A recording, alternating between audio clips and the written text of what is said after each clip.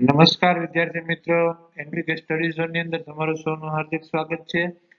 આ વિડિયોની અંદર આજે આપણે જોવાના છીએ ધોરણ 9 વિષય સામાજિક વિજ્ઞાન એનો જે વિકાસ પરીક્ષા લક્ષી અસાઇનમેન્ટ છે જે દ્વિતીય પરીક્ષા માટે બરાબર એનો વિભાગ સી એનું પ્રકરણ નંબર 5 છે એનું સંપૂર્ણ સોલ્યુશન આ વિડિયોની અંદર જોવાનું છે।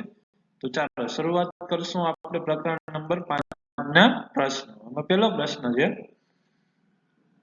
કે કારણ આપો ભારતના લોકોએ સાયમન કમિશનનો બહિષ્કાર કર્યો બરાબર। તો શા માટે કર્યો તો ઈસવીસન 1919 ના મોન્ટફોર્ડ એટલે કે મોન્ટેગ્યુ ચેમ્સફોર્ડ સુધારાના અમલનો અભ્યાસ કરી ભારતના વહીવટ તંત્રમાં નવા સુધારાઓની ભલામણ કરવા નવેમ્બર 1927 માં બ્રિટિશ સરકારે સર જોન સાયમનના અધ્યક્ષપદે સાયમન કમિશનની નિમણૂક કરી। એ કમિશન બ્રિટિશ પાર્લામેન્ટના 7 સભ્યોનું બનેલું હતું અને એ બધા જ સભ્યો અંગ્રેજો હતા। હિન્દીઓના દુઃખ દર્દ હિન્દુઓ જ સમજી શકે એ વિચારથી કમિશનમાં હિન્દી સભ્યોએ સામેલ કરવાની ભારતીયોએ ભલામણ કરી હતી, પરંતુ અંગ્રેજ સરકારોએ ભલામણ સ્વીકારી નહીં અને સાયમન કમિશનમાં એક પણ ભારતીય સભ્યને સ્થાન આપવામાં આવ્યું ન હતું। તેથી ભારતના લોકોએ સાયમન કમિશનનો બહિષ્કાર કર્યો હતો। ચાલો નેક્સ્ટ પ્રશ્ન જોશું આપણે કે ટૂંકમાં તમારે લખવાની છે કે પૂર્ણ સ્વરાજ્યની માંગણી બરાબર। તો ચાલો બ્રિટિશ સરકારે નહેરુ કમિટીના અહેવાલની ભલામણનો અસ્વીકાર કર્યો હતો। આ સમયે હિન્દી રાષ્ટ્રીય મહાસભામાં જવાહરલાલ નહેરુ અને સુભાષચંદ્ર બોઝ જેવા યુવા નેતાઓ સક્રિય હતા।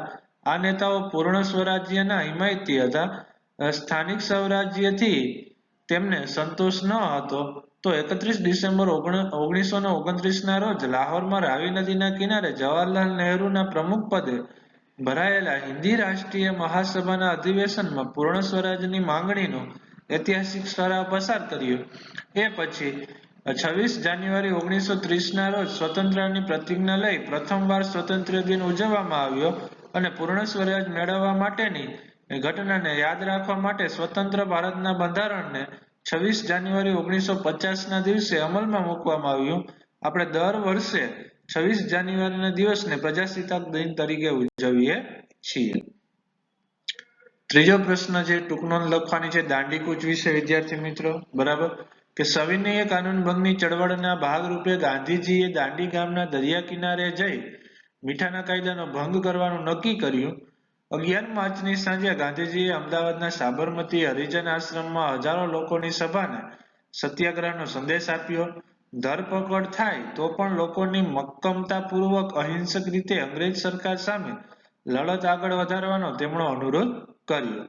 તેમણે અમદાવાદના સાબરમતી હરિજન આશ્રમમાંથી 12 માર્ચ 1930 ના રોજ પોતાના 78 સત્યાગ્રહીઓ સાથે નવસારી જિલ્લાના દાંડી બંદરના દરિયા કિનારા સુધી એટલે કે 370 કિલોમીટરની પદયાત્રા યોજી। તેમની ઐતિહાસિક યાત્રા દાંડીકૂચના નામે પ્રસિદ્ધ છે। 29 માર્ચ 1930 ના રોજ દાંડી યાત્રામાં ગાંધીજીએ પ્રતિજ્ઞા કરી કે હું કાગડા કૂતરાની મોતે મરીશ પરંતુ સ્વરાજ મળે નહીં ત્યાં સુધી આશ્રમમાં પાછો નહીં ફરું। દાંડી યાત્રાના માર્ગમાં ગામે ગામ સત્યાગ્રહીનું ભવ્ય સ્વાગત કરવામાં આવ્યું।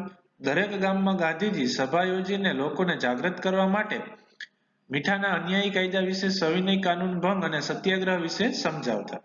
ગાંધીજી અને તેમના સાથીઓ 24 દિવસની પદયાત્રા બાદ 5 એપ્રિલ 1930 ના દિવસે દાંડી પહોંચ્યા। 6 એપ્રિલ 1930 ના રોજ સૂર્યોદય સમયે ગાંધીજીએ દાંડીના દરિયા કિનારે અગરમાંથી મુઠ્ઠી મીઠું લઈ મીઠાનો કાયદાનો ભંગ કર્યો અને ધરપકડ વહોરી લીધી। ગાંધીજીએ ગગનભેદી અવાજે જણાવ્યું, મેને નમક કા કાનૂન તોડ દિયા। તેમણે ત્યાં ઉપસ્થિત જનતાને સંબોધતા કહ્યું કે હું બ્રિટિશ સામ્રાજ્ય રૂપી ઇમારતના પાયામાં એટલે કે આ પ્રસંગથી લૂણો લગાડું છું। ચોથો પ્રશ્ન છે કે સાયમન કમિશન બરાબર। તો ઈસવીસન 1919 ના મોન્ટફોર્ડ મોન્ટેગ્યુ ચેમ્સફોર્ડના કાયદામાં જોગવાઈ મુજબ આ કાયદાનો કઈ રીતે અમલ થાય અને હવે તેમાં કોઈ સુધારાની આવશ્યકતા છે કે કેમ તેનો અભ્યાસ કરવા માટે 10 વર્ષે કમિશનની નિમણૂક કરવી। પરંતુ ઈસવીસન 1927 માં અર્થાત 2 વર્ષ પહેલા સાયમન કમિશનની નિમણૂક કરવામાં આવી જેમાં જોન સાયમનના પ્રમુખ પદે રચાયેલા સાયમન કમિશનમાં 7 સભ્યો હતા. આ 7 સભ્યો અંગ્રેજ હતા. હિન્દુઓના દુઃખ દર્દ હિન્દુઓ જ સમજી શકે એ વિચારથી કમિશનમાં હિન્દી સભ્યોને સામેલ કરવાની ભારતીયોએ ભલામણ કરી હતી, પરંતુ અંગ્રેજ સરકારે ભલામણ સ્વીકારી નહીં. તેથી ભારતીયોએ સાયમન કમિશનનો બહિષ્કાર કરવાનું નક્કી કર્યું. એટલે કે 3 ફેબ્રુઆરી 1928ના રોજ સાયમન કમિશન મુંબઈના બંદરે ઉતર્યું ત્યારે લોકોએ સાયમન પાછો જા એટલે કે સાયમન ગો બેકના બુલંદ સૂત્રોચ્ચાર કરી દેખાવો કર્યો. કમિશનના ભારત આગમનના વિરોધમાં દેશભરમાં હડતાલ પાડવામાં આવી તેમજ સભા સરઘસો યોજવામાં આવ્યા. બ્રિટિશ સરકારે આ આંદોલનને કચડી નાખવા લોકો પર ભારે દમન ગુજાર્યું. હજારો નિર્દોષો અને નિશસ્ત્ર લોકો પર લાઠીચાર્જ, ટીયર ગેસ અને ગોળીબાર કર્યો. તેમાં લાલા લજપતરાય, ગોવિંદ વલ્લભ પંત, જવાહરલાલ નહેરુ જેવા કોંગ્રેસના અગ્રણી નેતાઓ ઘવાયા હતા. લાહોરમાં સરઘસની આગેવાની લેનાર લાલા લજપતરાય ગંભીર રીતે ઘાયલ થયા. થોડા સમય પછી તેમનું અવસાન થયું. ગોવિંદ વલ્લભ પંત જીવન પર્યંત વિકલાંગ બની ગયા અને લાલાજીના મૃત્યુના સમાચારથી ભગતસિંહ, સુખદેવ, રાજગુરુ વગેરે ક્રાંતિકારીઓ ખૂબ ગુસ્સે થયા. લાઠીચાર્જનો આદેશ આપનાર અંગ્રેજ પોલીસ અધિકારી સાન્ડર્સની હત્યા કરવામાં આવી હતી. પાંચમો વિદ્યાર્થી પ્રશ્ન અને છેલ્લો પ્રશ્ન છે, બરાબર, આ તમારો ચેપ્ટર 5નો, કે ગાંધીજીએ ભારતના ભાગલાને કેમ સ્વીકાર કર્યો? તો જુલાઈ 1946ની ચૂંટણીઓમાં મુસ્લિમ લીગે 78 બેઠકોમાંથી 73 બેઠકો મેળવી. તેથી મુસ્લિમ લીગે પાકિસ્તાન માટેની માગણી પ્રબળ બનાવી. બ્રિટિશ સરકાર પર દબાણ લાવવા મુસ્લિમ લીગે 16 ઓગસ્ટ 1946ના દિવસ મુસ્લિમોને સીધા પગલા દિન તરીકે મનાવવાનો આદેશ કર્યો. પરિણામે દેશભરમાં હિંસક કોમી તોફાનો ફાટી નીકળી.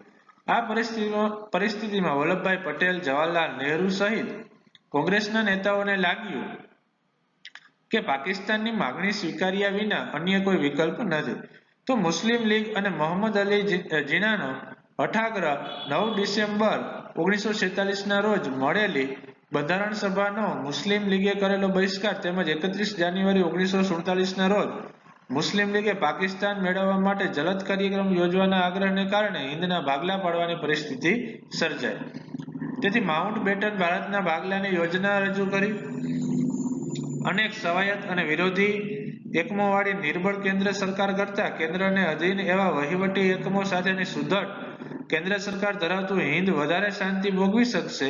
માઉન્ટ બેટનની આ દલીલ જવાહરલાલ નહેરુ અને સરદાર વલ્લભભાઈ પટેલને યોગ્ય લાગી. તેમણે ગાંધીજી સાથે માઉન્ટ બેટનની યોજનાની ચર્ચા કરી. ગાંધીજીએ ના છૂટકે અને ભારે હૈયે હિંદના ભાગલાની યોજનાનો સ્વીકાર કર્યો. તો અહીંયા વિદ્યાર્થી મિત્રો આપણે જે વિભાગ સી નું પ્રકરણ 5 હતું એનું સંપૂર્ણ સોલ્યુશન છે એ પૂર્ણ થાય છે. બીજું જણાવવાનું છે કે જો તમે અમારી WhatsApp ચેનલની અંદર જોડાવા ઈચ્છતા હો તો આ નંબર નોટ કરી લેજો, 7862 8844 36. WhatsAppમાં હાઈ નો મેસેજ અને તમારું ધોરણ લખીને મોકલશો, જેથી કરીને અમે તમને ધોરણ 9ના ગ્રુપની અંદર એડ કરી દેશું. અને બાકી જો તમને વિડીયો હેલ્પફુલ થયો હોય તો વિડીયોને લાઈક કરો, શેર કરો અને જો તમે નવા હો તો અમારી YouTube ચેનલને સબસ્ક્રાઇબ કરશો. Thank you.